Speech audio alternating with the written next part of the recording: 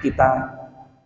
Allah berikan keistiqomahan kepada kita semuanya untuk senantiasa bisa hadir dalam melaksanakan ibadah-ibadah ataupun kewajiban-kewajiban yang mudah-mudahan kehadiran kita di sini dalam pelaksanaan kewajiban sholat subuh atau kegiatan-kegiatan sunnah dan kebaikan yang lainnya menjadi salah satu bukti dan tanda syukur kita atas nikmat-nikmat yang telah Allah limpahkan kepada kita, sehingga mudah-mudahan nikmat tersebut Allah jaga, bahkan mungkin Allah tambah, hingga mudah-mudahan harapan kita bisa Allah kumpulkan kembali nanti di akhirat di dalam surga Firdaus. Amin amin ya rabbal alamin. Salawat dan salam mudah-mudahan tercurah limpahkan kepada pemimpin kita, teladan kita, Nabi Muhammad sallallahu alaihi wasallam, keluarganya, sahabatnya, dan mudah-mudahan kita termasuk umatnya yang akan mendapatkan syafaat dari beliau di akhirat kelak. Para hadirin sekalian, insya Allah kita kembali akan melanjutkan kajian tafsir bulanan kita, dan alhamdulillah sekarang kita sudah memasuki surat Asy-Syarah atau Al-Insyirah. Ya, tidak terasa kita berarti ini surat yang ke-94, berarti sudah sekitar 20 surat yang telah kita bahas. Dari sebelum Covid, pending Covid, mulai lagi setelah Covid, alhamdulillah berarti sudah banyak ilmu kita. Seperti itu. Tinggal bagaimana secara bertahap kita mencoba semaksimal mungkin untuk mengamalkan apa yang sudah kita ketahui dan fahami. Langsung saja, karena syuruk sekarang jam 5.48, mudah-mudahan bisa selesai sebelum syuruk. Kita baca ayat yang akan kita bahas dulu. Perhatikan, simak baik-baik cara saya baca, kemudian diikuti sedekat mungkin, semaksimal mungkin seperti apa yang saya baca, supaya sekaligus memperbaiki bacaan kita. Bisa diikuti.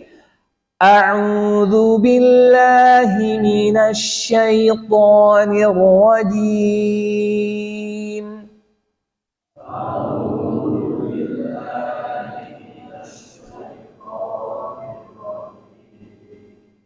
Bismillahirrahmanirrahim.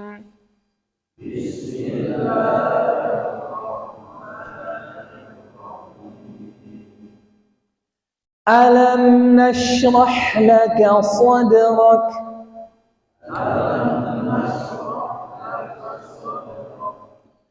Wa wada'na 'anka wizrak.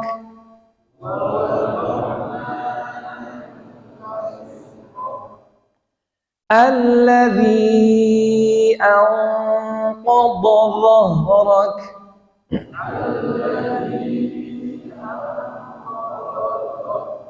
Bedakan atau bo, anqadha dan wo gitu ya. Jadi bunyinya beda. Anqadha wo gitu. Alladhi anqadha dhahrak.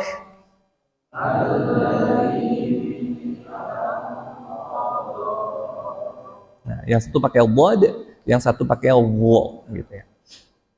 Wa rafa'na laka dzikrak.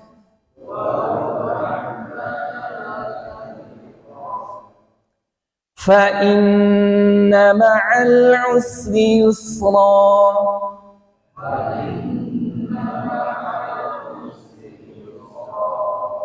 Inna ma'al usri yusra.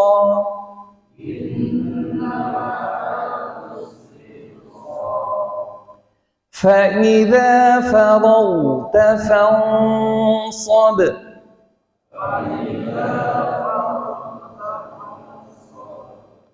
وَإِلَى رَبِّكَ فَارْغَب.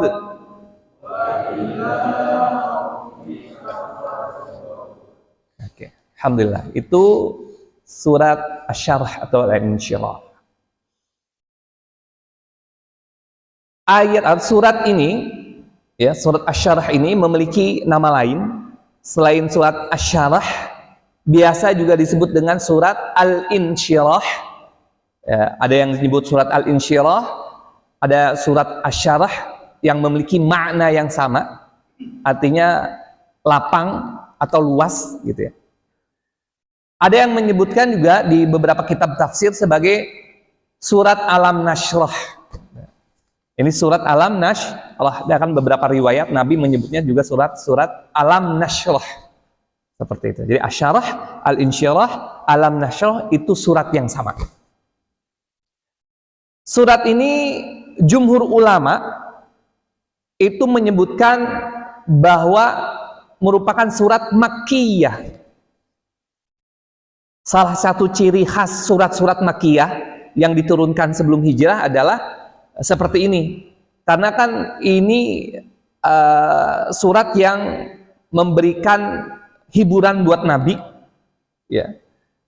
Saat Nabi sedang di fase awal dakwah mendapatkan ujian, cacian, cibiran, permusuhan dari kafir Quraisy, Allah hibur salah satunya dengan surat ini. Sehingga para ulama, mayoritas ulama menyebutkan ini Makkiyah yang diturunkan sebelum hijrah Nabi ke Madinah. Jumlah ayatnya ada 8, ya. Surat ini turun setelah surat Ad-Duha. Bahkan seperti Imam Tawus, juga Umar bin Abdul Aziz menyebutkan bahwa surat Asy-Syarah ini satu surat dengan surat Ad-Duha. Imam Tawus sama Al-Imam Umar bin Abdul Aziz itu biasa kalau baca surat Ad-Duha itu selalu bareng dengan surat Asy-Syarah. Karena memang secara turun berbarengan, ya, Ad-Duha dulu, kemudian Asy-Syarah, kemudian secara makna itu berhubungan erat sekali Ad-Duha dan Asy-Syarah ini. Sehingga ya tadi ada yang menganggap surat Ad-Duha dan surat Asy-Syarah ini satu surat seperti Imam Tawus dan Umar bin Abdul Aziz. Sehingga kalau satu rakaat, kalau tadi saya sholat subuh, rakaat pertama Ad-Duha, rakaat kedua Asy-Syarah gitu ya. Kalau Imam Tawus itu selalu kalau baca Ad-Duha itu barengan dengan dalam satu rakaat barengan dengan surat Asy-Syarah. Seperti itu. Karena saking eratnya maknanya berhubungan sekali. Ya. Kemudian terkait surat Asy-Syarah tadi, surat urutan secara mushaf itu ke-94. 94. Kemudian jumlah ayatnya 8. Jumlah kata yang ada di dalam surat Asy-Syarah ini ada 29 kata dan ada 103 huruf. Jadi kalau kita baca surat Asy-Syarah, kan pahala baca Al-Quran itu hitungannya per huruf ya. Hitungannya per huruf. Satu huruf Al-Quran yang kita baca itu pahalanya 10 kebaikan. Maka kalau kita baca surat Asy-Syarah aja sudah dapat pahala 103 huruf kali 10 berapa tuh? 1030 ya berarti. 1030. Kita baca surat Asy-Syarah sama dengan melakukan 1030 kebaikan. Dahsyat banget. Itu Al-Quran. Dahsyatnya. Ya. Hanya dengan membacanya saja. Walaupun tidak hafal. Hanya baca Al-Quran itu, kalau baca aja itu pahalanya satu huruf 10 kebaikan. Seperti itu. Nah, kemudian terkait sebab turunnya, saya belum menemukan ada riwayat atau hadis yang menjelaskan tentang sebab turunnya surat Asy-Syarah. Nanti setelah ini kita bahas surat Ad-Duha, baru ada sebab turun surat Ad-Duha. Tapi surat Asy-Syarah ini saya belum menemukan riwayat. Termasuk riwayat sahih yang benar gitu terkait keutamaan dari surat Asy-Syarah ini. Tapi saya menemukan hadis, cuman ternyata hadis ini sangat-sangat lemah secara sanad, yang menyebutkan man qara'a surata Alam Nashrah. Sekali lagi ini hadisnya lemah ya, tidak bisa diamalkan. Barang siapa yang membaca surat Alam Nashrah atau Syarah, faka'annama, maka seperti kata Nabi, ja'ani, seperti dia sedang mendatangiku. Seakan-akan dia mendatangiku, kata Nabi, wa ana mughtam, dan saya sedang dalam kondisi bersedih. Fafarraja anni, maka seakan-akan dia datang kepadaku saat aku kondisi sedih dan dia lalu menghiburku. Karena emang ayat ini emang hiburan buat Nabi dari Allah. Seperti itu. Tapi ini sekali lagi hadisnya hadis yang lemah. Bahkan sebagian menyebutkan ini hadis palsu. Seperti itu.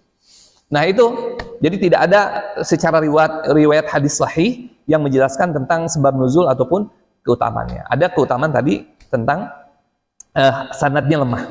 Seperti itu. Kita masuk ke ayat pertama. Alam nashrah laka sadrak. Bukankah kami telah melapangkan dadamu, wahai Muhammad? Ayat pertama Allah sebutkan dalam bentuk pertanyaan. Bukankah kami telah melapangkan dadamu, wahai Muhammad? Pertanyaan ini bukan butuh jawaban. Tapi apa? Istifham, dalam kitab tafsir namanya istifham littaqrir. Pertanyaan kepada orang yang ditanya untuk meminta pengakuan atas apa yang ditanya. Misalnya kita jawab, kamu mencuri ya? Kamu mencuri ya? Sebenarnya itu nuduh dia pencuri gitu. Nanya, kamu mencuri bukan? Ya seperti itu. Minta pengakuan. Seharusnya kalau nanya, kamu nyuri nggak? Nah, gitu. Tapi kalau kamu nyuri lah, itu udah ada tuduhan seperti itu, minta pengakuan dan penegasan. Nah begitu, alam nashrah. Karena Allah nggak butuh pertanyaan, Allah tahu gitu. Cuman ini untuk meminta pengakuan, litakrir kepada yang ditanya. Bukankah kami telah melapangkan dadamu, wahai Muhammad? Lalu pertanyaan, apa maksud lapangan dada? Ya. Nah, para ulama, para ahli tafsir menafsirkan yang dimaksud melapangkan dada di sini ada dua. Pertama, makna secara hissi, kenyataan bahwa Nabi Muhammad dadanya atau dada di sini sadrak, maksudnya adalah apa yang ada di dalam dada. Maksudnya apa? Qalb, hati. Seperti itu. Tapi yang dimaksud hati di sini bukan apa kalau bahasa Indonesia liver ya. Sebenarnya itu hati yang dimaksud itu adalah jantung. Cuman bahasa Indonesia menerjemahkannya salah. Makanya kalau bahasa Inggris, hati itu bahasanya apa? Heart gitu ya. Itu apa artinya? Ya jantung gitu. Cuman diterjemahkan ke Indonesia hati. Kalau hati padahal liver. Terjemahan salah. Tapi yang dimaksud adalah jantung, qalb. Nah, jadi bukan maksudnya dada, tapi apa yang ada di dalam dada. Nah, secara para ahli tafsir menyebutkan ini maknanya benar-benar Nabi diluaskan dadanya. Makanya Nabi Shallallahu Alaihi Wasallam pernah mengalami 3 kali pembelekan dada oleh malaikat. Pernah dengar kisahnya kan? Pertama waktu Nabi usia 2 tahun, waktu masih kecil. Waktu Nabi masih diurus di Bani Sa'adiyah itu, di ibu susunya. Itu dibelek, benar-benar dibelek lagi main, karena dibelek sama malaikat Jibril, dibersihkan jantungnya dari potensi-potensi keburukan, hasad, penyakit-penyakit hati. Kedua, dalam riwayat usia 20 tahun. Dan yang ketiga, Nabi benar-benar dibelek, dibersihkan gitu, dadanya, diluaskan dadanya saat peristiwa Mi'raj. Isra Mi'raj bisa naik ke atas. Itu riwayatnya sahih semuanya. Seperti itu. Maka ada sebagian tafsir menyebutkan ini di lapangan dada itu maksudnya hatinya dibersihkan, dadanya benar-benar dibersihkan, dibelek gitu. Sehingga Anas bin Malik menyebutkan bahwa dia melihat benar-benar ada bekas jahitan Nabi SAW di dadanya. Itu hadis riwayat sahih juga. Seperti itu. Nanti bisa kalau materi sirah bisa ditanyakan ke guru sirah, itu kisah nyata dan itu sahih gitu riwayatnya. Itu makna pertama yang dimaksud dengan melapangkan dadanya. Kemudian yang kedua adalah yang dimaksud melapangkan dadanya adalah menanamkan nilai-nilai kesabaran, keikhlasan, menerima apa yang telah Allah tetapkan. Itu yang dimaksudnya dengan lapang dada. Dan ini yang dimaksud yang disebutkan oleh mayoritas ahli tafsir. Seperti itu. Nabi diberikan kelapangan dada artinya apa? Ikhlas, menerima, sabar terhadap apa yang menjadi ketetapan Allah. Artinya lapang dada. Kenapa? Karena beban Nabi ketika diangkat menjadi Nabi dan Rasul itu sangat-sangat berat. Ujian, ya, cobaan yang Allah berikan. Makanya disebut ulul azmi, 5 Nabi yang mendapat ujian yang paling berat dan mereka sabar dalam menerima ujian tersebut. Kenapa? Allah lapangkan. Bukankah kami telah melapangkan dadamu, wahai Muhammad? Sehingga walaupun bebanmu berat, tanggung jawabmu berat, ya, tapi engkau ikhlas menerima, sabar. Sehingga memang kelapangan dada kita, ya, ikhlas menerima, sabar dalam menghadapi berbagai permasalahan, ini menjadikan semua permasalahan seberat apapun menjadi ringan. Makanya tahu Nabi Musa ketika Allah utus kepada Fir'aun, Fir'aun itu raja yang seperti apa? Bengis, ya, diktator gitu. Fir'aun yang disebutkan di Al-Quran gambarannya seperti itu. Apa yang Nabi Musa minta? Yang doa pertama apa?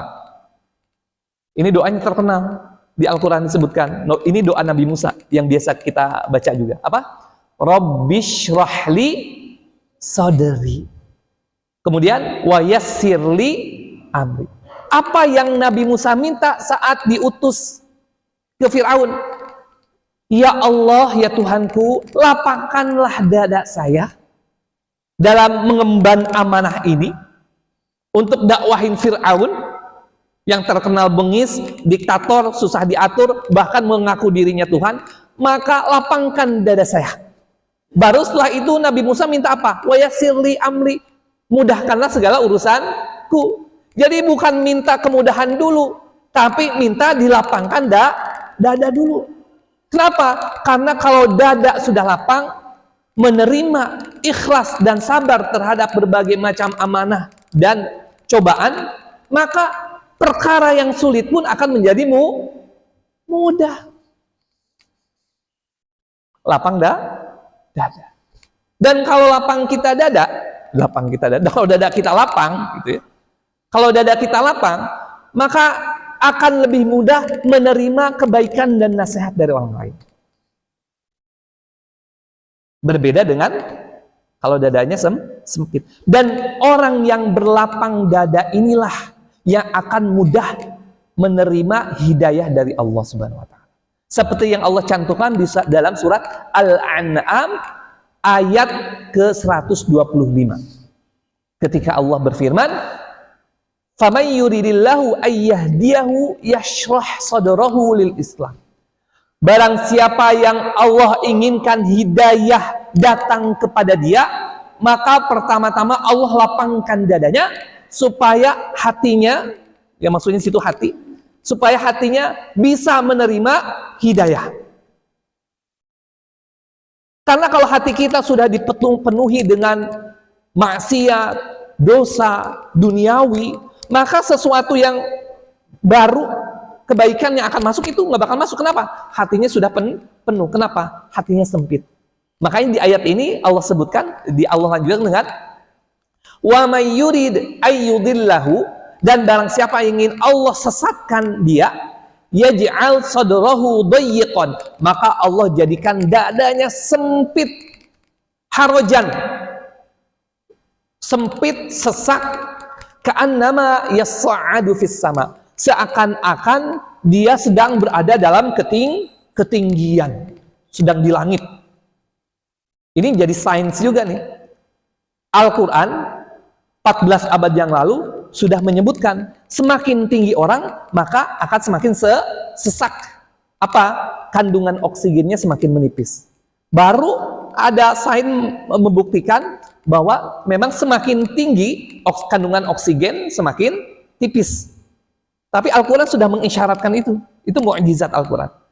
Nah, orang yang sesat itu dadanya sempit, sehingga kebaikan itu susah masuk ke hatinya. Nasihat, pesan, itu susah masuk. Kenapa? Dadanya sempit. Maka mintalah kepada Allah untuk dilapangkan dada kita, supaya banyak kebaikan, banyak nasihat bisa masuk, bisa muat, dan mengalahkan keburukan yang ada di dalam hati kita. Nah, minta ke lapangan dada. Masya Allah. Ini ayat pertama. Ya. Jadi kalau apa ya Allah berikanlah kelapangan dada, yaitu keikhlasan, menerima, kesabaran. Karena penting ini kelapangan dada tuh. Untuk apa? Supaya kita bisa menerima ketetapan Allah. Ya, ketetapan Allah atau takdir Allah. Karena kalau udah lapang tuh seberat apapun masalah kita itu akan terasa. Dan ini nikmat pertama yang Allah berikan kepada Nabi Muhammad. Muhammad, tenang aja. Kamu kan udah kita lapangkan dadanya. Sehingga kamu bisa lebih kuat, lebih sabar. Seperti itu. Alam nasyrah laka sadra. Kemudian ayat kedua. Wa wada'na 'anka wizrak. Dan kami telah angkat bebanmu. Wizrak, beban. Walaupun wizar ini ada 3 tafsiran para ulama. Yang pertama, ya tadi beban, dan kami telah angkat bebanmu. Artinya apa? Allah telah ringankan dan permudah segala urusan yang menjadi beban Nabi. Wizr. Kemudian kedua, maknanya adalah wizr itu maknanya dosa. Karena di ayat-ayat lain banyak yang menyebutkan wizr ini sebagai pengertiannya dosa. Seperti di surah Toha, ya, Allah berfirman, "Wa man a'rada anhu fa innahu yahmilu yaumal qiyamati wizra." Nah, wizra. Barang siapa yang berpaling dari Al-Qur'an, maka dia akan datang pada hari kiamat dengan membawa dosa. Wizr. Artinya dosa. Sehingga para ahli tafsir menyebutkan makna wizr ini, kami angkat dosa-dosamu. Lah, pertanyaannya, memang Nabi Muhammad berdosa? Nabi Muhammad berdosa enggak? Mayoritas ulama menyebutkan Nabi Muhammad pernah melakukan dosa. Tapi dosa yang dilakukan oleh Nabi Muhammad itu, ya, ada memenuhi hanya 3 hal. Pertama, bukan dosa besar, artinya dosa kecil. Kemudian dosa yang dilakukannya adalah yang tidak ada hubungannya dengan wahyu dari Allah. Dan yang ketiga, dosa yang dilakukan oleh Nabi Muhammad adalah dosa yang tidak menurunkan kehormatan dan martabatnya. Jadi dosa-dosa remeh yang sifatnya manusiawi. Makanya di surah Al-Fatih sendiri, di ayat 2, ketika Allah menyebutkan, liyaghfira lakallahu ma taqaddama min dzambik. Agar kami mengampuni segala dosa-dosamu. Berarti memang Nabi Muhammad pernah melakukan dosa, tapi tadi dosa kecil, tidak berhubungan dengan wahyu, kemudian tidak sesuatu dosa yang tidak menurunkan martabat dan kedudukan Nabi. Seperti apa? Misalnya bohong, Nabi nggak pernah. Kemudian misalnya godain cewek, nggak pernah. Itu kan menurunkan martabat. Seperti itu. Contohnya Nabi pernah melakukan dosa itu apa? Ada beberapa. Sampai ditegur di dalam Al-Quran langsung oleh Allah. Jadi para Nabi dan Rasul itu manusia, nah manusia biasa gitu ya, menandak bahwa dosa kecil yang mereka lakukan itu menandakan, membuktikan bahwa mereka juga manusia juga gitu, seperti itu. Seperti misalnya ditegur di surah Abasa ketika Nabi bermuka masam kepada orang yang ingin belajar kepada Nabi sedang berdakwah di para pejabat. Nabi nggak mau, itu malah bermuka masam. Tapi dosa-dosa kecil seperti itu ditegur langsung oleh Allah di dalam surah Abasa. Seperti kemudian ditegur juga Nabi di dalam surah At-Tahrim ketika Nabi mengharamkan madu karena istrinya nggak suka madu, akhirnya Nabi haramkan. Ditegur Allah, kenapa kamu mengharamkan sesuatu yang telah Allah halalkan hanya untuk mengharap ridho dari istrimu? Ditegur oleh Allah langsung. Seperti ada dosa-dosa kecil seperti itu. Ya, Ini menandakan bahwa Nabi juga manusia, seperti itu. Tapi langsung Allah hapus dosa-dosanya. Nah, termasuk di ayat ini menjelaskan, kami telah angkat semua dosamu. Seperti itu. Tapi ada sebagian kecil ahli tafsir yang maksud dosa di sini bukan dosa yang menjadi beban Nabi, itu bukan dosa Nabi Muhammad pribadi, tapi apa? Dosa umatnya. Dosa umatnya.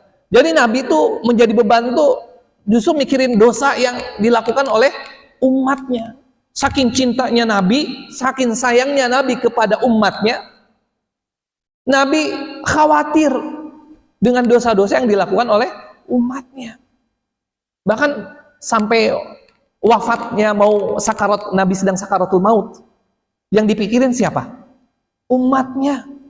Ini Nabi nih sedang sakaratul maut, sakit gitu, udah lemah banget. Apa yang dipikirkan Nabi ketika saat itu? Ummati, ummati, ummati 3 kali. Umatku gimana ini, umatku, umatku. Masya Allah, mikirin kita, khawatir sekali Nabi. Bahkan ketika Nabi merasakan sakaratul maut, Nabi meminta agar sudah umatku jangan dibebankan sakaratul maut yang sakit ini, ringankan.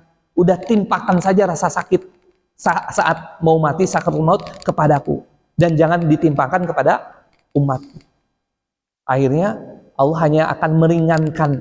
Jadi umat Nabi Muhammad saat wafat itu hanya diringankan karena doa Nabi. Masya Allah, itu saking cintanya. Jadi Nabi itu mikirin dosa umatnya. Makanya Nabi itu kalau berdoa bukan hanya minta doa diampuni dosa pribadi Nabi. Nabi suka minta ampun doa. Robbir firli itu doa Nabi tiap hari, ampuni dosa. Tapi minta juga diampuni dosa umatku, termasuk kita, umat Nabi. Sehingga keterlaluan ketika Nabi mengingat kita terus sampai menjelang wafatnya, ingat kita terus, ingat nasib kita gimana, tapi kitanya lupa sama Nabi, nggak ingat Nabi, nggak mau bersolawat kepada Nabi Shallallahu Alaihi Wasallam. Ini keterlaluan. Ya, itu ayat kedua. Nah, waktunya masih. Wa wada'na 'anka wizrak, dan kami telah angkat segala bebanmu atau dosa. Kemudian ayat ketiga, alladzi anqadha dhahrak, yang dimana beban serta dosa tersebut memberatkan pundakmu. Jadi Nabi merasa berat ya dengan beban ini, dengan beban dakwah, terus dengan beban mikirin dosa umatnya yang saat itu nggak mau menerima dakwah Nabi, gitu ya. Tapi Allah angkat beban itu semuanya. Allah ringankan pundaknya, seperti itu. Itu nikmat yang kedua. Kalimat pertama tadi melapangkan dada, kedua mengangkat beban Nabi atau dosa Nabi, gitu, yang membebani Nabi. Kemudian ayat keempat, nikmat yang ketiga, ya. Wa rafa'na laka dzikrak, dan kami tinggikan penyebutan namamu. Artinya apa? Engkau wahai Muhammad akan senantiasa disebut-sebut namamu oleh orang-orang. Itu janji Allah kepada Nabi. Nabi, engkau akan diingat terus oleh umatmu. Sehingga apa? Kita menyebut nama Nabi, bersolawat kepada Nabi setiap hari. Dalam sholat, ya, dalam tahiyat kita menyebut Nabi Muhammad SAW. Betul? Dalam adzan, ya, dalam adzan sehari 5 kali tersebut nama Nabi Muhammad SAW. Betul? Itu nggak berhenti itu. Adzan itu senantiasa berkumandang 24 jam di belahan dunia. Jadi kalau di sini beres, di daerah lain kan waktunya mengikuti ya. Terus itu nggak berhenti-berhenti sebenarnya adzan. 24 jam. Di sini adzan, terus waktunya kan bergeser terus. Di kawasan lain adzan. Kalau semakin ke timur adzan itu kan semakin awal ya, semakin ke barat semakin akhir gitu. Misalnya adzan subuh tadi di sini jam 4 berapa? 25 ya, 26 misal. Di kawasan Bogor lebih cepat, 4:25 atau 24 misalnya. Di kawasan terus ke daerah timur itu lebih 24:20, 4:21 terus gitu kan. Ke daerah Bandung, ke daerah Jawa sampai ke daerah timur itu lebih cepat. Makanya azan itu nggak berhenti. Di daerah sini azan selesai, di daerah sini azan selesai terus. Nama Muhammad selalu disandingkan dengan penyebutan nama Allah seperti di azan tadi. Terus, nah ini bukti seperti itu. Wa rafa'na laka dzikrak. Allah angkat namanya Nabi Muhammad SAW. Itu nikmat ketiga. Itu ayat keempat. Kemudian ayat kelima dan ayat keenam bunyinya sama. Fa inna ma'al usri yusra. Maka kata Allah, ini penegasan nih. Maka wahai Muhammad dengan nikmat-nikmat tersebut yang telah Allah berikan, maka inna ma'al usri yusra. Sesungguhnya dalam kesulitan itu bersama kesulitan itu ada kemudahan. Sesungguhnya bersama kesulitan itu ada kemudahan. Allah tegaskan di ayat ke-6-nya, inna ma'al usri yusra. Sesungguhnya bersama kesulitan itu ada kemudahan. Nah, ini walaupun ayat ini khitab kepada Nabi Muhammad, namun berlaku kepada seluruh umat manusia. Bahwa bersama setiap kesulitan, masalah yang menimpa kita, kata Allah, itu ada kemudahan. Bahkan ditegaskan, ada beberapa penegasan. Pertama, penegasan dengan fa. Maka, itu penegasan, kata fa itu, maka itu penegasan. Kemudian ada kata inna, sesungguhnya, itu penegasan juga inna. Maka sesungguhnya, gitu ya, bersama kesulitan itu ada kemudahan. Allah tegaskan lagi penegasan yang ketiga dengan ayat dengan bunyi yang sama gitu. Itu penegasan. Nah, kita harus yakin dengan ini gitu.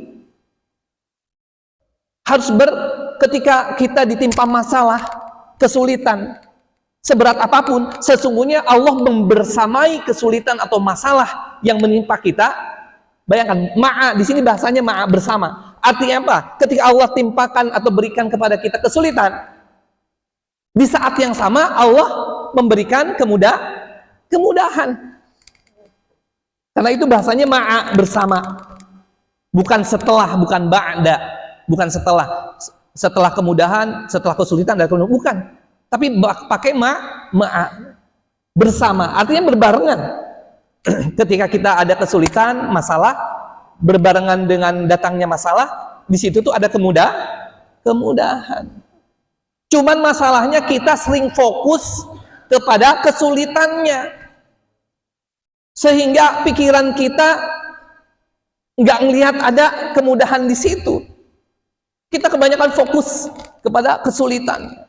Galau ketika dapat masalah, kesulitan, galau, stres, sehingga pikiran kita dan hati kita tertutup dengan kemudahan di balik itu gitu.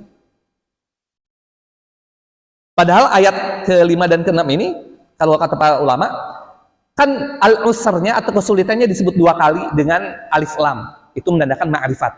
Berarti itu kesulitan yang sama. Jadi prinsip di Al-Quran ketika ada ayat berulang, ada kata berulang di 2 ayat, maka itu merupakan perkara yang sama. Sesungguhnya bersama kesulitan. Di ayat berikutnya bersama kesulitan. Berarti itu kesulitan yang sama. Tapi kemudahannya Allah sebutkan dengan nakiroh tanpa alif lam. Yusra. Ini menandakan ketika ada nakiroh disebutkan 2 kali berturut-turut, maka itu 2 hal yang berbeda. Maksudnya apa kata para ulama? Ketika kita ditimpa satu masalah, satu kesulitan, maka Allah berikan 2 kemudahan. Nah, gitu. Sekali lagi, ketika Allah berikan kita satu masalah seberat apapun, maka Allah berikan bersama kesulitan 2 kemudahan. Sehingga Abdullah bin Abbas menyebutkan ketika menafsirkan ayat ini, lan yaghlibal usru yusra. Kesulitan itu nggak bakalan pernah mengalahkan kemudahan. Bahkan Imam As-Sa'di menyebutkan dalam tafsirnya, seandainya kesulitan itu masuk ke lubang yang sangat kecil, maka kemudahan akan mengikutinya. Artinya kemana-mana kesulitan itu selalu dibersamai oleh kemudahan. Cuman kitanya aja gampang galau ketika dikasih musibah dikit, dikasih kesulitan dikit, stres, galau, ya. Sehingga mata kita dan hati kita tertutup dari berbagai kemudahan yang Allah berikan. Misalnya kalau kita sakit gitu ya, orang stres, aduh kenapa? Tapi di balik itu pasti ada hikmah, ada kemudahan. Kita jadi lebih mudah untuk ingat Allah gitu lagi sakit mah ya. Lagi sakit kita lebih mudah lebih banyak bersama keluarga gitu ya. Tadinya sibuk, nggak ke masjid, nggak bersama keluarga kerjaan. Ketika kalau sakit, ya kita jadi bisa memberikan tubuh kita lebih ingat Allah gitu ya. Sebenarnya banyak gitu. Karena prinsipnya begitu kata Allah. Cuman hati kita itu atau nggak yakin dengan ayat ini, dengan ayat-ayat ini. Makanya kata Allah Subhanahu wa taala dalam hadis qudsi, kata Allah dalam hadis ya, ini bukan Al-Quran, hadis qudsi namanya. Nabi mengatakan perkataan Allah di luar Al-Quran, itu namanya hadis qudsi. Allah berfirman dalam hadis qudsi, ana inda dhanni abdi, kata Allah. Saya ini dalam menetapkan sesuatu tergantung dari prasangka hambaku. Falyadhunnu abdi ma syaa. Maka hendaklah silahkan hambaku berprasangka sesuai keinginannya. Silahkan mau berprasangka apapun terhadapku. In yadhunnu khairan falahu. Jika dia bersangka baik terhadap segala ketetapanku, maka dia akan mendapatkan kebaikan. In dhanna syarran falahu. Dan jika dia berprasangka keburukan, maka dia akan mendapatkan keburukan. Maka ketika kita menerima takdir, ketetapan Allah, berbagai macam kesulitan, masalah, maka sikap kita apa pertama? Menerima, berhusnudzon, berprasangka baik kepada Allah Subhanahu wa taala. Jangan sampai kita ini Allah kayaknya benci sama saya, ini musibah, kesulitan, nggak berhenti nimpa saya. Jangan seperti itu. Ya, Allah nguji saya ini pengen naikin kedudukan saya, naikin derajat. Ini ujian ketakwaan saya ini. Saya bisa melewati ini. Pasti saya bisa mengambil pelajaran dari setiap peristiwa. Jadi jangan stres, galau, ditimpa penyakit atau di PHK misalnya, segala macam. Saya pernah mengalami itu semuanya. Ya. Lagi mendirikan pesantren, udah besar, udah ini. Tiba-tiba salah satu pesantren yang saya dirikan rintis di awal gitu di Jakarta. Tiba-tiba di tengah jalan saya dipecat karena yang punyanya owner khawatir saya menguasai. Padahal saya ini itu udah punya anak 3, ngontrak di Jakarta ini. Tapi saya yakin saya nggak ngasih tahu istri saya gitu ya kalau saya dipecat gitu. Tapi ini Allah ingin memberikan yang terbaik buat saya. Pasti Allah akan berikan yang lebih baik. Seminggu itu Allah ganti berlipat-lipat. Ya benar. Yang tadinya gaji sekian, seminggu tiba-tiba ada yang menawarkan untuk mendirikan pesantren lagi. Ini bukan satu pesantren, bahkan tiba-tiba ada yang minta lagi bangunin di sini untuk mendirikan pesantren. Gitu. Akhirnya Allah ganti berlipat-lipat. Dan istri waktu itu nggak saya kasih tahu, karena kalau kasih tahu pasti akan ini shock atau apa sih. Kalau saya, ini Allah pasti akan ganti dengan yang lebih baik. Hilang barang, ini Allah akan ganti dengan yang lebih baik. Jadi enggak stres, enggak galau, dapat masalah apapun. Ini udah ketetapan Allah. Kalau kita udah ikhtiar menjaga segala macam, misalnya hilang atau apa, Allah pasti akan, ini udah ketetapan Allah. Allah pasti ganti dengan yang lebih baik. Ini milik Allah, semua yang kita miliki ini titipan milik Allah, dititipin ke kita. Maka kalau Allah ambil, kalau Allah ya, nah itu lapang dada. Dampaknya itu tadi, Allah berikan banyak kemudahan. Ya, itu ayat silama ya? Oh, bentar lagi. Ayat kelima dan keenam. Jadi bersama kesulitan itu ada kemudahan. Jadi nggak usah galau. Sebelumnya juga kita kan pasti pernah mendapatkan masalah ya. Mau berat, mau ringan gitu. Tapi akhirnya bisa lewat juga kan? Ya iya. Oh jangan stres gitu, gimana? Padahal dia nggak sadar dulu juga, pasti dia pernah mendapatkan masalah dan bisa lewat juga pada akhirnya gitu ya. Karena kaidahnya di Al-Quran juga ayat 286, di ayat terakhir surah Al-Baqarah itu apa? La yukallifullahu nafsan illa wus'aha. Allah tidak akan memberikan beban kepada seseorang di luar batas kemampuannya. Artinya apa? Ketika Allah memberikan masalah, kesulitan kepada kita, Allah sudah tahu bahwa itu emang layak dan dia mampu untuk memikul beban itu gitu. Itu harus kita yakini gitu. Ya, sehingga tidak ada kata stres bagi orang beriman, tidak ada kata galau, enggak. Ya, begitu. Oke, ayat ke-7. Fa idza faragta fansab. Maka kata Allah, dengan berbagai kemudahan yang telah Allah berikan, nikmat, apa yang harus kita lakukan? Fa idza faragta.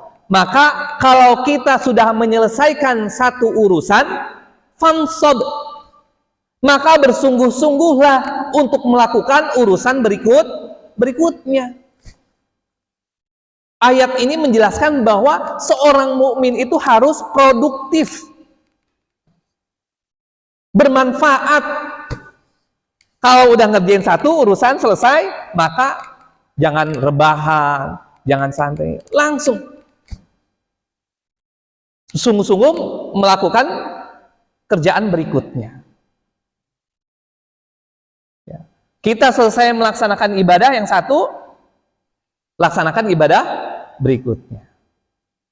Selesai mengerjakan urusan dunia, langsung mengerjakan urusan akhirat.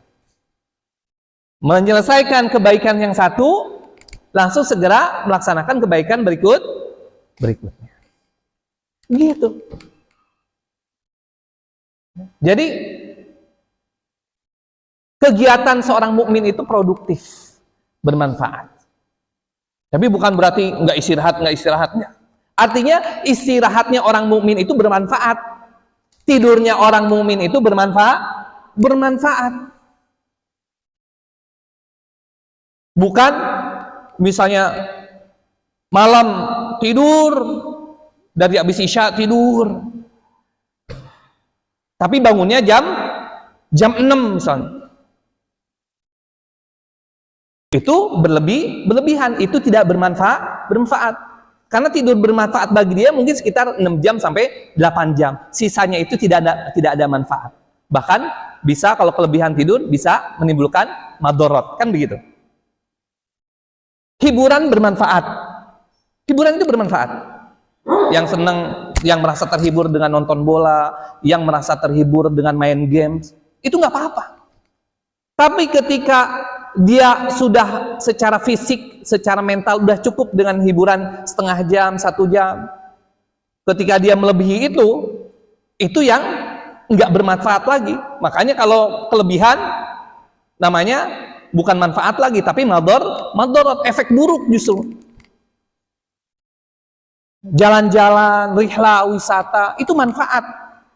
Habis kerja, terus selesai kerja, mau hiburan, jalan-jalan, itu boleh. Itu fangsob, itu mengisi dengan kegiatan yang bermanfaat. Tapi ketika setiap harinya hiburan, wisata terus, berarti nggak bermanfaat lagi itu. Overdosis jadinya. Berlebihan. Segala sesuatu yang berlebihan itu tidak baik. Makan itu baik, manfaat, betul? Tapi kalau makannya berlebihan, jadi berbalik, jadi buruk, tidak baik, betul nggak? Kaidahnya begitu. Maka yang di sini, jika engkau menyelesaikan sesuatu urusan, maka langsung lanjutkan bersungguh-sungguh dari urusan lain. Itu bukan berarti kerja gitu kalau kayak kata presiden kita. Tapi apa? Produktif. Setelah ibadah, tubuh kita masih bisa ibadah. Tubuh kita butuh istirahat secukupnya. Seperti itu, ya. Nggak boleh berlebihan, gitu seperti itu. Tapi artinya apa? Mengisi setiap waktu dengan hal-hal produktif, istirahatnya produktif, tidurnya produktif, hiburan yang produktif, gitu. Jadi semuanya ada dampak dan manfaat kebaikan untuk diri, seperti itu. Begitu ya. Dan ayat terakhir, wa ila rabbika farghab. Dan hanya kepada Tuhanmu lah engkau berharap. Nah, ini penegasan dari Allah. Dengan berbagai kenikmatan, dengan berbagai kemudahan yang Allah berikan dalam hidup kita, maka salah satu bentuk syukur kita adalah senantiasa berharap kepada Allah. Jangan berharap sedikitpun kepada makhluk, karena makhluk itu lemah. Kalau kita terlalu menggantungkan harapan kita kepada makhluk, maka kita siap-siap untuk kecewa. Maka gantungkan harapan kita kepada Allah. Butuh sesuatu, minta dulu sama Allah. Walaupun kita bisa ikhtiar melalui wasilah manusia gitu. Tapi gantungkan dulu harapan kita tuh kepada Allah. Bukan kepada manusia. Karena manusia itu lemah. Kalau menggantungkan sesuatu atau berharap kepada sesuatu yang lemah, siap-siap kecewa. Prinsipnya gitu. Allah Maha Kuat, Allah Maha memiliki segala sesuatu yang ada di langit dan bumi. Kalau minta sesuatu, minta dulu kepada Allah. Kemudian selanjutnya kita ikhtiar. Dalam fase ikhtiar ini, boleh kita meminta bantuan kepada makhluk. Tapi gantungkan dulu harapan kita kepada Allah. Kebanyakan kita dibalik. Berharap dulu kepada manusia, gitu kan. Enggak gol-gol, baru minta sama Allah. Lah, jangan begitu. Minta dulu sama Allah sebelum kepada manusia. Minta tolong dulu sama Allah. Minta rizki, minta nikmat ke Allah dulu gitu. Kemudian baru proses ikhtiarnya deketin manusia. Seperti itu. Maka Allah yang akan menggerakkan hati manusia untuk membantu kita. Nah begitu. Jangan dibalik-balik. Seperti itu. Deketin Allah dulu. Berharap dulu kepada Allah. Ya. Maka supaya Allah mau membantu kita, memberikan kemudahan kepada kita, ya deketin Allahnya gitu, supaya sayang sama kita. Dengan cara apa? Ya dengan cara ibadah, zikir. Kebanyakan kita nggak mau sholat, nggak mau deket sama Allah, nggak mau berdoa, nggak mau zikir, tapi pengen Allah berikan kemudahan dalam berbagai hal gitu. Allah pengen supaya ngabulin semua doa-doanya, permintaannya gitu. Tapi disuruh sholat ke masjid nggak mau. Ada pengajian nggak mau datang. Tapi pas Allah berikan kesulitan, minta kepada Allah supaya segera diberesin kesulitannya, supaya rizkinya diberikan yang banyak gitu. Lah, apa-apaan itu kata Allah? Disuruh sholat nggak mau, disuruh ngaji sulit gitu kan? Seperti itu. Mendekat kepada Allah. Allah yang memiliki rizki, yang memberikan kita rizki, Allah yang pemilik kesuksesan, Allah yang memberikan kepada kita kesuksesan, maka gantungkanlah harapan kita hanya kepada Allah. Kemudian di tatanan ikhtiar kita boleh bangun relasi, hubungan yang baik dengan manusia, minta tolong kepada manusia. Bisa dipahami gitu ya? Itulah 8 ayat surah Asy-Syarah yang luar biasa sekali, hiburan buat Nabi SAW, tapi menjadi inspirasi untuk umatnya. Itu dahsyat Al-Quran.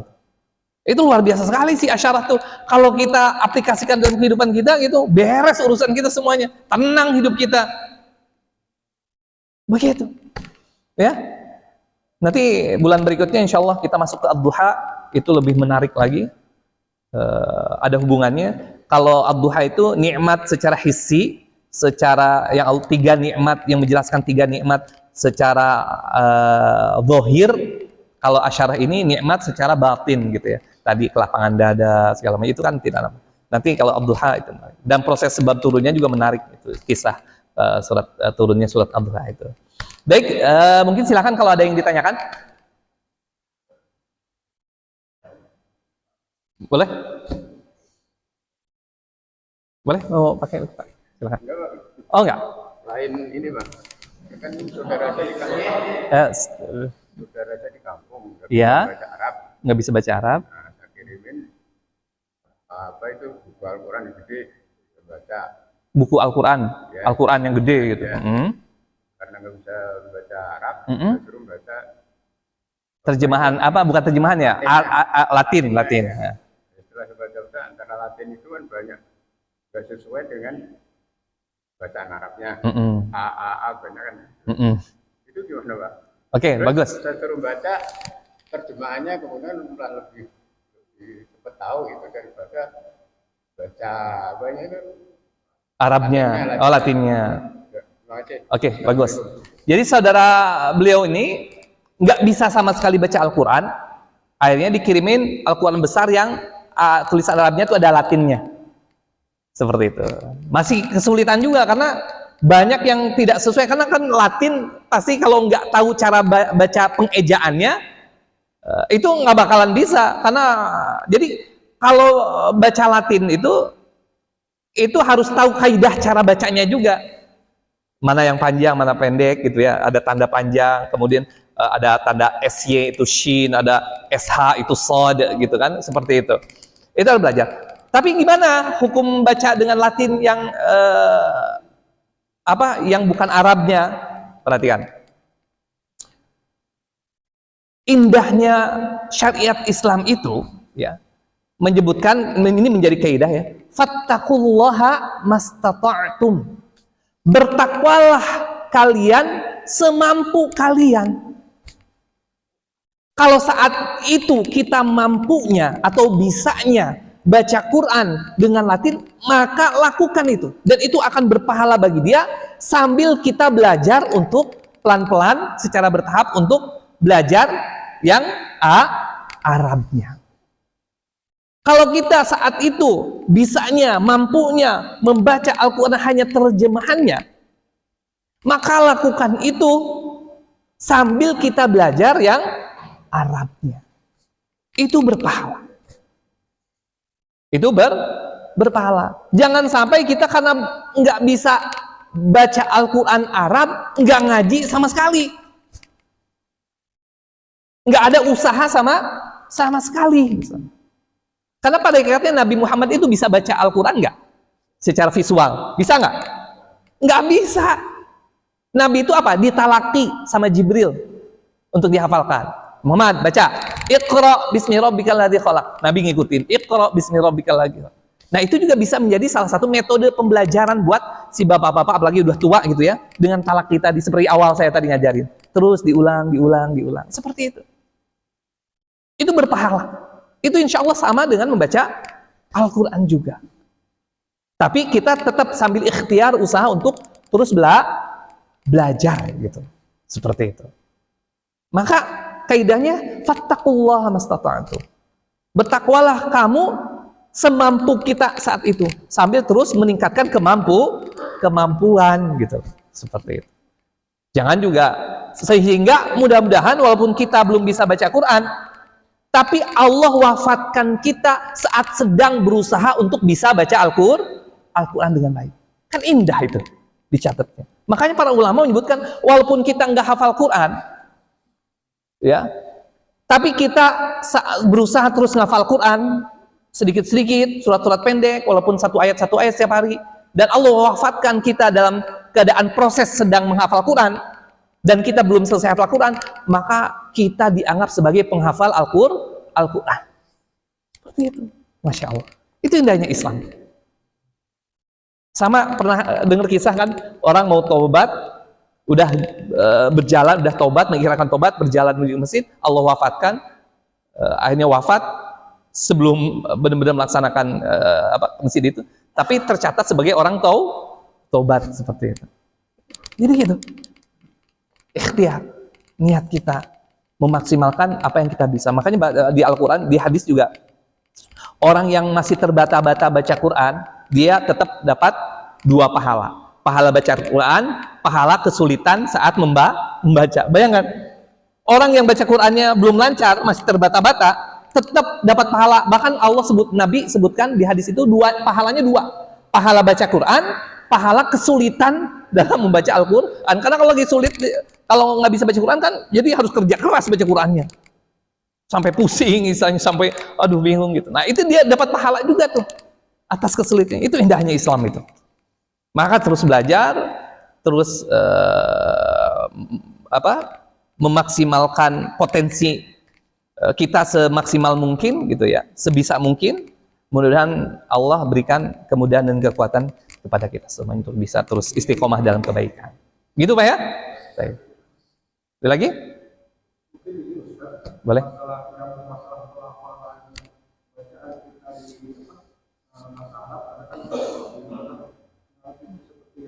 Betul. Betul. Termasuk surat ini, di ayat 4 itu kan dimulai dengan warafa'na lakal zikra. Nah, sering ada kejelasan di ayat 5 juga baca dua ini bukan fa'inna. Iya. Itu fatal nggak Ustaz? Kesalahan itu. Baik. Nah, mungkin sekalian ya. Saya juga ingin di ayat 7 itu Faiza Faraqta Fansab. Ini kan sebenarnya perintah dari Allah ke umatnya ya, bahwa kita telah selesai dari suatu urusan, tetaplah bekerja untuk urusan yang lain. Tapi memang saat ini tantangannya besar sekali karena adanya gadget ini. Kalau sudah buka YouTube, sudah buka TikTok, sudah buka ini, algoritmanya dikejar kita terus. Betul. Dia punya ilmu lah menghadapi anak-anak yang mungkin masih kiat-kiatnya sedikit. Itu aja. Baik, heran. Pertama, perubahan dari fa ke wa, ya. Fa inna ma'al usri yusra gitu. Maka kemudian dan. Itu perubahan dalam Al-Qur'an itu termasuk lahan kesalahan, dan perubahan huruf itu merupakan lahan jali namanya. Kesalahan besar. Kenapa? Karena bisa merubah makna. Karena bisa merubah makna. Maka hati-hati. Dan perubahan makna itu bisa fatal. Tadi contohnya kolbun itu kalau pakai kof hati ya. Tapi kalau pakai kaf kalbun itu artinya anjing. Jauh banget gitu. Hati dan anjing gitu misalnya seperti itu. Maka hati-hati terhadap ini ya. Maka pentingnya itu belajar. Karena perubahan makna satu huruf dalam Al-Qur'an itu maknanya bisa jauh. Bahkan bukan perubahan huruf aja, perubahan harokat. Itu maknanya bisa jauh juga seperti itu. Nah, kalau kita sudah tahu ya, dan malah menyengajakan membaca dengan huruf yang salah, itu dosa besar. Itu dosa besar. Tapi kesalahan yang kita ucapkan karena ketidaktahuan kita, yaitu ma'fu anhu. Gak masalah gitu. Karena udah terbiasa itu gitu kan, bacanya wa inna ma'al usri yusra. Nah, yang tahu kewajiban untuk mengingatkan, Pak, tadi Pak Imam tadi salah. Seharusnya pakai fa bukan pakai wa.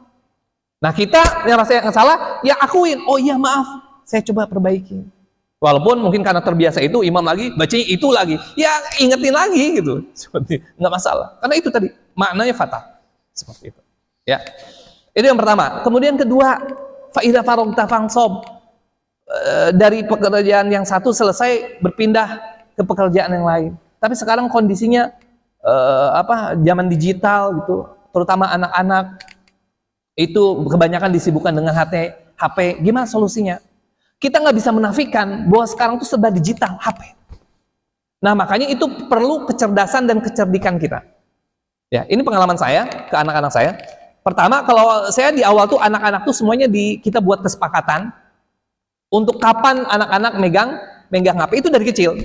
Anak-anak saya tuh megang HP itu hanya hari Sabtu dan Ahad, dan itu juga hanya setengah jam HP saya, setengah jam HP istri saya. Seperti itu. Dan saya tanamkan dari awal, kalian masih kecil, belum butuh HP. Saya contohkan, saya gitu. Ini ayah aja dulu punya HP itu usia SMA. Ketika pikiran udah matang, udah dewasa, udah bisa memilih mana baik, udah bisa mandiri mengatur waktu. Sekarang baru nanti ayah lihat, baru kalau kamu layak udah dapat HP. Nah, sekarang boleh, tapi ada kita sepakati. Jadi disepakati kesepakatan itu. Jangan sampai kita ngeluh anak megang HP mulu lah, orang HP-nya aja dia beliin, orang tua yang beliin, udah dibeliin, difasilitasi, baru ngeluh anak main HP. Lah ngapain dibeliin? Seperti itu. Kalau udah telanjur dibeliin, kita harus bonding, banyak ngobrol dengan anak, diskusi. Seperti itu. Atur waktunya, buat kesepakatan, ya, buat kesepakatan dari anak-anak gitu. Kapan boleh HP gitu ya. Kemudian selanjutnya, bagaimana bisa mengatur anak yang megang HP saat penggunaan anak HP itu dialihkan untuk menggunakan HP-nya untuk hal-hal yang bermanfaat bagi dirinya. Kalau udah telanjur ini ya, misalnya udah coba HP itu jangan main games terus gitu ya. Jangan buka TikTok terus ya. Coba kalau buka TikTok pun coba ada ini deh, TikTok yang bermanfaat, akun siapa, coba kamu lihat-lihat hal yang bermanfaat aja. Karena HP itu sebenarnya alat, bisa memberikan dampak baik dan bisa memberikan dampak buruk, tergantung penggunanya. Sama seperti pisau, bisa untuk masak, motong-motong, bisa untuk ngebunuh. Yang salah itu bukan HP-nya, tapi yang salah itu penggunanya. Seperti itu. Maka coba berusaha diskusi dengan anak. Ya, kapan boleh main games, kemudian gamesnya. Jadi perlu bonding. Orang tua ngontrol, ngawasin. Sekali lagi sampai ke anak, main game itu bukan haram, nggak dilarang. Tapi ketika sampai melalaikan, nah itu udah bergeser ke haram. Seperti itu. Jadi pelan-pelan dirubah. Ya. Nah ini murid saya juga nih, Nafis sama Shoki juga. Saya pegang orang GTA, saya ngaji seperti itu. Ya saya bimbing gitu yang ya anak-anak seusia sekarang yang sama kondisinya gitu, nggak beda aja ya. Tapi kita arahkan bagaimana saya tugasin tuh liburan aja ke mereka dua. Dengerin ceramah gitu ya di HP. Jadi HP-nya itu bermanfaat juga gitu. Seperti itu. HP itu kan nikmat dari Allah, udah dikasihin ke kamu, maka gunakan untuk yang baik-baik juga gitu. Seperti itu. Pelan-pelan lah diskusi itu dengan anak kita, atur HP bagaimana bisa memberikan dampak positif untuk kita ya. Kalau buka TikTok, buka yang baik-baik. Kalau buka medsos, buka yang baik-baik. Kalau mau bikin status yang baik-baik gitu, segala macam. Pelan-pelan. Tapi juga kita harus jadi teladan, contoh buat anak-anak. Ngelarang main HP terus, bapaknya HP terus sepanjang hari gitu. Lah, anak juga ngelihat gitu. Seperti itu. Kumpul, kita makan, kapan buat kesepakatan dengan keluarga, kapan nggak boleh megang HP misalnya. Kayak keluarga Nafis sama Shoki itu malam dikumpulkan ya ke abiminya, dikumpulkan HP itu, dikumpulkan, ayo kumpulin, kayak gitu. Tapi buat kesepakatan dengan keluarga, setelah kasih penjelasan ini, kita buat kesepakatan yuk kapan. Nah kita juga komitmen, kita misalnya abis maghrib nggak boleh megang HP, bapak ibunya main HP gitu, anak lihat loh, nah itu apa? Jadi gitu. Ya, tapi itu prosesnya bertahap, nggak bisa instan karena dia udah terlanjur nyaman dengan itu, pasti perubahannya itu perlu bertahap dan kita harus menjadi contoh dan teladan terdepan bagi anak-anak kita. Seperti itu. Ya, bisa dipahami ya? Baik, khairan. Gitu, Pak? Insyaallah. Baik, mungkin demikian yang saya bisa sampaikan, mudah-mudahan bisa memberikan banyak kebaikan dan manfaat.